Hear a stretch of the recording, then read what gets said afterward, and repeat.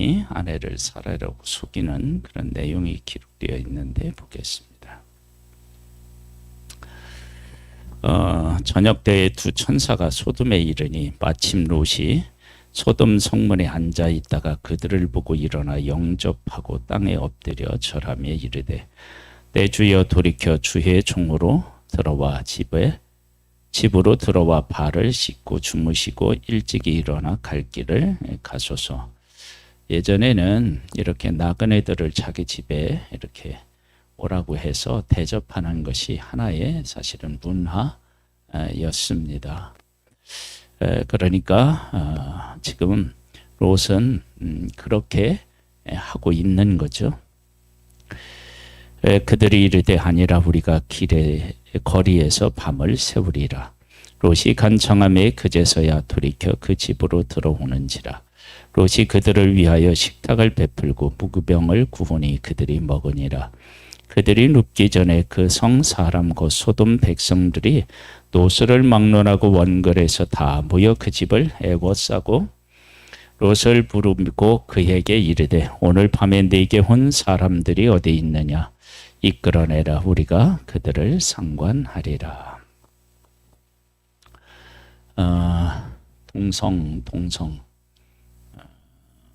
동성 연애이죠. 하나님 앞에서 인간은 자기의 안에 있는 죄성을 숨길 수가 없습니다. 다 드러내게 되어 있습니다. 이것은 성경에서 아주 분명하게 우리가 알 수 있는데 가인이 하나님 앞에 제사를 드리지만 바르게 드리지 못하잖아요. 그래서 쉽게 얘기하면 하나님이 신방 가셔서 너 왜 그렇게 분해하냐. 죄가 네 문 앞에 있지만 너는 죄를 좀 다스려라. 그렇게 말씀하시잖아요. 근데 웬만하면 하나님이 신방 가셨으면 자기의 생각을 접고 그 분해하는 마음을 해결했을 텐데 그걸 해결하지 못하고 동생을 죽이잖아요. 그러니까 하나님 앞에서 내가 죄인이다 그러면 그 죄에 대하여서 숨길 수 없이 다 드러나는 거예요. 그래서 이렇게 이제 그 임사 체험하는 사람들, 즉 뭐냐면 죽었다가 살아난 사람을 임사 체험자라고 하거든요. 근데 죽었다가 어떻게 살아나느냐 그러면 일단 심장이 멈추면 의학적으로 죽은 건데 그런데 또 병원에 가서 심폐소생술을 잘하면 다시 살아난대요. 근데 이런 것은 우리 어렸을 때 개구리 가지고 참 많이 했거든요. 이렇게 개구리를 반 죽여놔요. 그리고 거기에다 이렇게 막 침도 뱉고 막 이러면 또 다시 살아나고 그래요. 미안해요.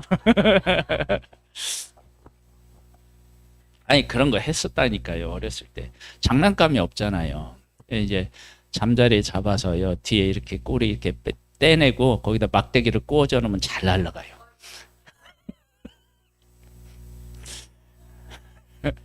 미안해요.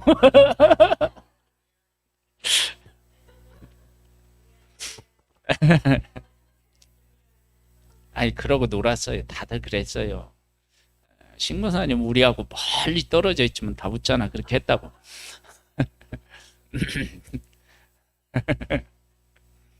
그렇게 다시 살아나는 사람들이 이제 그 천국 구경도 하고 그렇게 하고 오거든요. 그런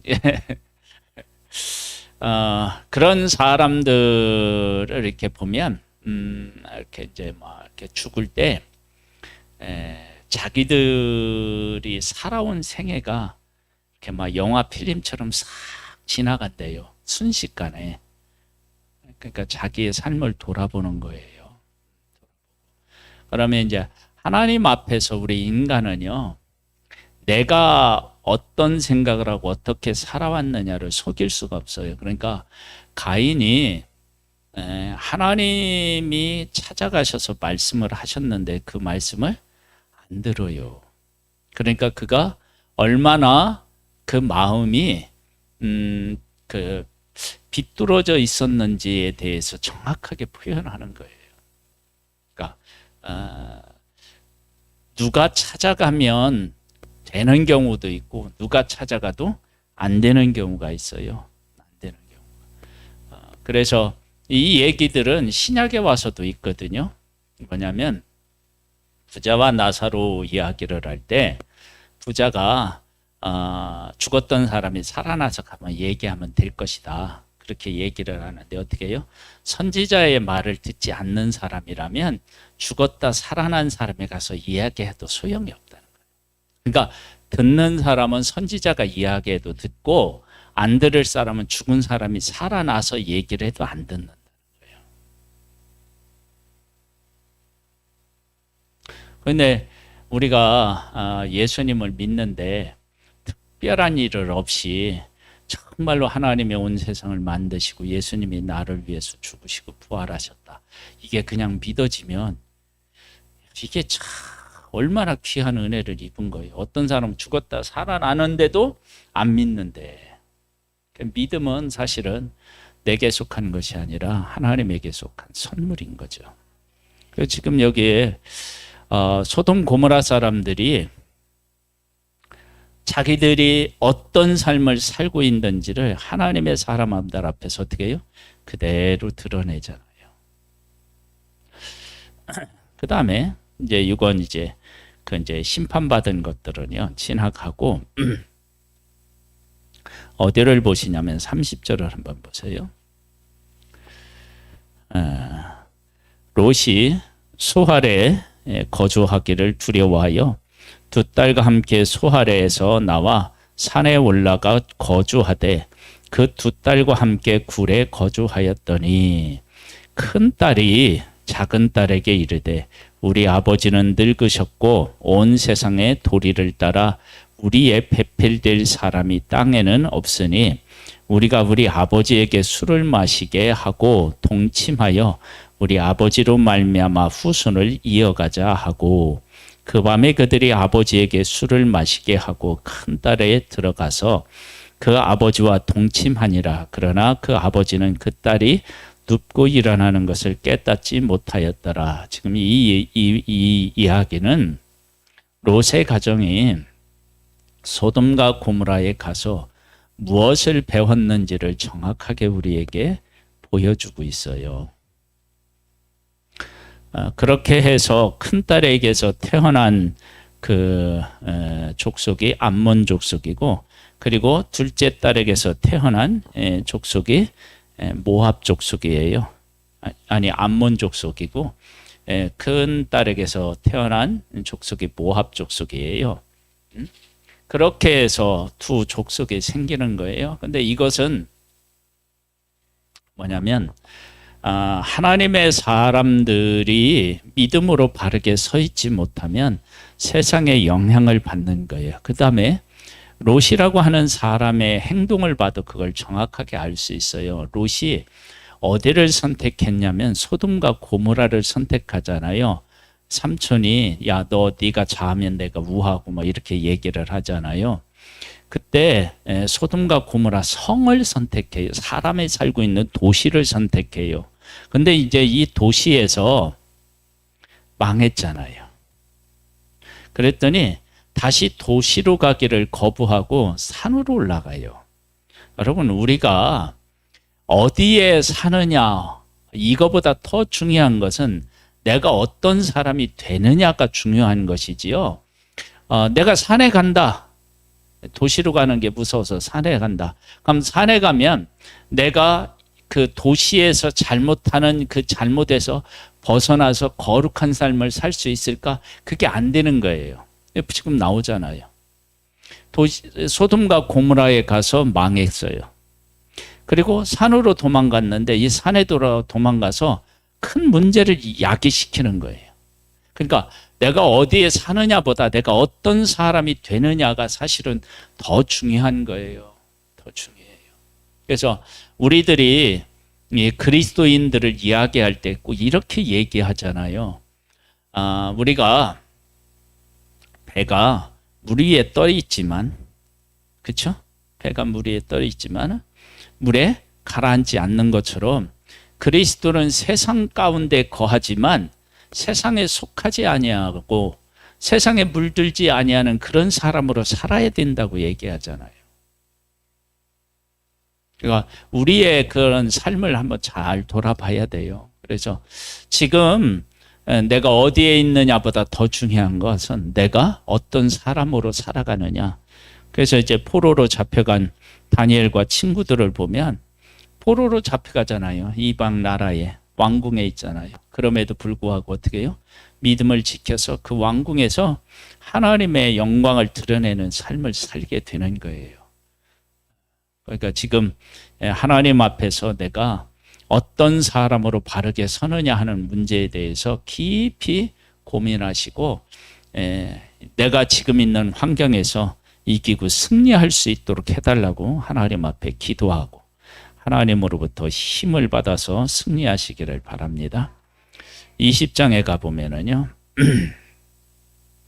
아브라함이 거기서 네겝의 땅으로 옮겨가 가데스와 술 사이에 그랄에 거주하며 그의 아내 사라를 자기 누이라 하였으므로 그랄 왕 아비멜렉이 사람을 보내어 사라를 데려갔더니 그 밤에 하나님이 아비멜렉에게 현몽하시고 그에게 이르시되 네가 데려간 이 여인으로 말미암아 네가 죽으리니 그는 남편이 있는 여자임이라. 아비멜렉이 그 여인을 가까이 하지 아니하였으므로 그가 대답하되 주여 주께서 의로운 백성도 멸하시나이까? 그가 나에게 이는 내 누이라 하지 아니하였나이까? 그 여인도 그는 내 오랍이라 하였사오니 나는 온전한 마음과 깨끗한 손으로 이렇게 하였나이다. 하나님이 꿈에 또 그에게 이르시되 네가 온전한 마음으로 이렇게 한 줄을 내가 알았으므로 너를 막아 내게 범죄하지 아니하게 하였나니 여인에게 가까이 하지 못하게 함이 이 때문이니라. 이제 그 사람의 아내를 돌려보내라. 그는 선지자라. 그가 너를 위하여 기도하리니 네가 살려니와 네가 돌려보내지 아니하면 너와 네게 속한 자가 다 반드시 죽을 줄 알지니라. 여러분 지금 20장을 보면서 뭔 생각을 우리가 할 수 있느냐면 고전의 19장에 모압과 암몬 족속의 탄생에 대한 시작에 대한 것을 알려주었잖아요. 지금 하나님께서 아브라함에게 은혜를 베풀지 않았으면 아비멜렉과 사라 사이에서 자식을 낳으면 그건 무슨 족속이 될까요? 여러분 한번 잘 생각해 보세요. 조카 롯은 하나님의 약속 안에 거하지 않은 사람이고 아브라함은 약속 안에 거한 사람이에요. 그리고 하나님께서는 아브라함과 사라 사이에 이삭이라고 하는 약속의 아들을 주시기로 하셨어요. 만일에 이런 약속이 없는 상태에서 아브라함이 그곳에서 정착하여 살았다 그러면 아브라함하고 그 사라 그 사이에서 자식이 태어나기보다는 지금 이런 문제로 인하여서 어떤 족속이 태어날지 모르는 그런 위기에 있는 거예요. 그러니까 아브라함이 약속의 아들을 낳고 그 약속의 아들을 통해서 믿음의 조상으로 서서 대대후손 많은 사람들에게 믿음의 조상으로서 영향력을 끼친 것은 이건 아브라함의 믿음의 힘이 아니고 하나님의 전적인 은혜였다라고 하는 사실을 알 수 있어요. 그러니까 롯과 큰딸에게서 모압이 나오고요. 그 다음에 아버지하고 또 둘째 딸하고 해서 어떻게 해요? 암몬 족속이 나오잖아요. 지금 아비멜렉에게 사라를 넘겨줬어요. 그러면 그들 안에서 어떤 사람이 태어날지 모르잖아요. 만약에 하나님이 그냥 놔뒀으면 그렇게 되는 거예요. 그런데 하나님이 은혜를 베풀어 주신 거예요. 이것은 아브라함이라고 하는 한 사람 이야기를 하는 것이 아니라 우리의 삶에 소망이 있고 우리의 삶이 하나님의 복으로 계속 이어지려면 이것은 그 어느 사람의 힘과 노력으로 되는 문제가 아니라 하나님의 은혜로 말미암아 가능한 것이다라고 하는 사실을 우리에게 명확하게 보여주는 거예요. 우리도 하나님의 그런 은혜를 입지 않았다 그러면 여기 지금 아브라함이 하는 일과 같은 일들을 우리도 하는 거예요. 지금 그렇게 된 거예요. 그 다음 볼까요? 아비멜렉이 그날 아침에 일찍 일어나 모든 종들을 불러 그 모든 일을 말하여 들려주니 그들이 심히 두려워하였더라. 이 두려움은 어디로부터 왔느냐면 하나님으로부터 온 겁니다. 여러분, 하나님께서 사람을 두렵게 하시면 아무리 담대한 사람인 것 같아도 그 사람은 두려움에 떨 수밖에 없고요. 두려워하던 사람도 하나님의 은혜를 입으면 담대한 자가 될 수 있습니다. 아비멜렉이 아브라함을 불러서 그에게 이르되 네가 어찌하여 우리에게 이렇게 하느냐? 내가 무슨 죄를 네게 범하였기에 네가 나와 내 나라가 큰 죄에 빠질 뻔하게 하였느냐? 네가 합당하지 아니하는 일을 내가 행하였도다 하고 아비멜렉이 또 아브라함에게 이르되 네가 무슨 뜻으로 이렇게 하였느냐? 아브라함이 이르되 이곳에서는 하나님을 두려워함이 없으니 내 아내로 말미암아 사람들이 나를 죽일까 생각함이었으며 또 그는 정말로 나의 이복루이로서 내 아내가 되었음이니라. 여러분, 이런 말을 하면 안 되죠.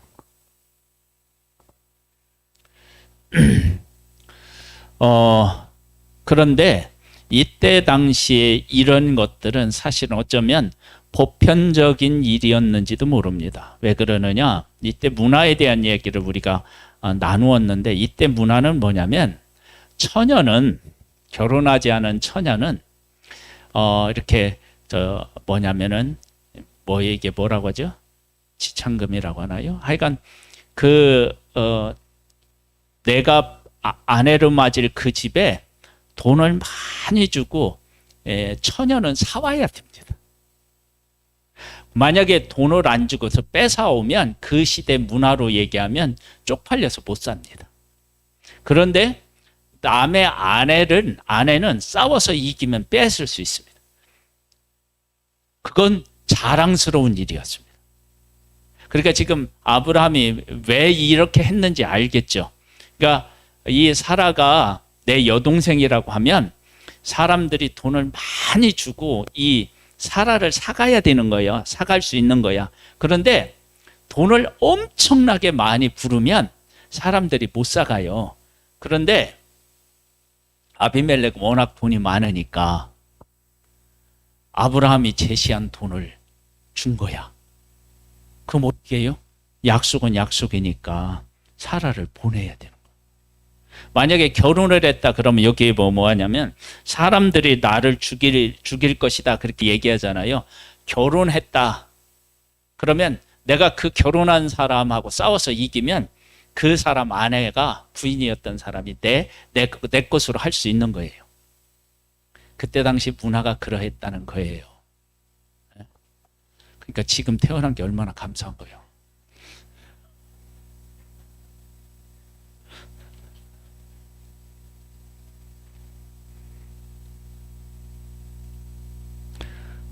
법과 질서가 그래서 참 좋은 거예요.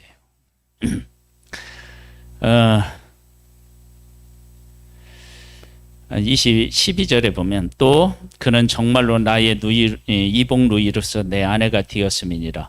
하나님이 나를 내 아버지의 집을 떠나 두루 다니게 하실 때에 내가 아내에게 말하기를 이후로 우리의 가는 곳마다 그대는 나를 그대의 오랍이라 하라. 이것이 그대가 내게 베풀 은혜라 하였노라. 그렇게 이야기를 하는데요. 그 사라하고 아브라함 사이에 이렇게 서로 한 약속은 이렇게 꿀떡같이 잘 지키면서 하나님하고 한 약속은 안 믿고 안 지키는 거예요. 이게 참 우리들이 가지고 있는 육신적인 한계다, 그렇게 여겨집니다. 왜냐하면 지금 아브라함이 처해 있는 그 시기는 18장에 보면 하나님의 사람이 와서 명년 이때에, 내년 이때에 사라에게 아들이 있으리라고 한 그 타이밍이에요. 그러니까 이게 지금 엄청나게 지금 아브라함과 사라가 하나님의 약속을 헌신짝처럼 내버린 거예요. 그래서 아비멜렉이 사라를 데려갔을 때 하나님께서 속히, 급하시니까 속히 나타나셔서 이걸 분명히 드러내시고, 그리고 여기에서 어떤 불미스러운 일이 생겼다라고 사람들이 말하거나 상상하지 못하도록 하기 위해서 속히 개입하셔서 이것을 전적으로 막으신 거예요. 그래서 태어난 아들이 이삭이고, 그래서 약속의 아들이에요. 그러니까 우리들이 살면서 우리들이 이 아브라함이 하는 것과 같이 우리도 부족한 거예요. 그러니까 우리가 하나님의 은혜를 누리는 것은 하나님이 우리에게 은혜를 베푸셔서 그 은혜 안에서 누리는 것이지, 내 신앙이 얼마나 대단해서 누리는 게 아닌 거예요.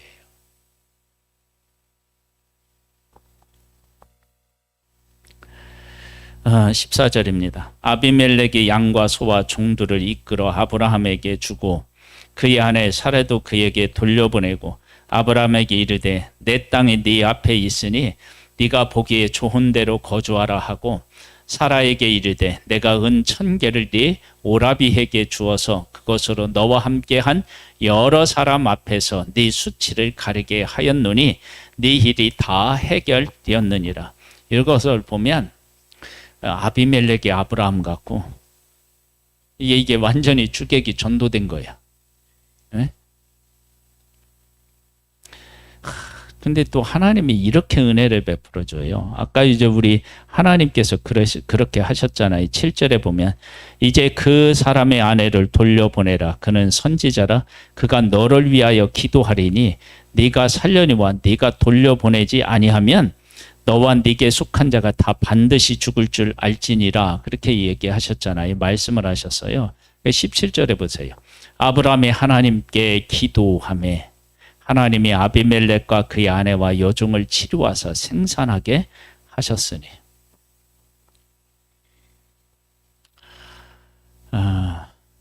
그러니까 아브라함도 조카 롯이나 다를 것이 없이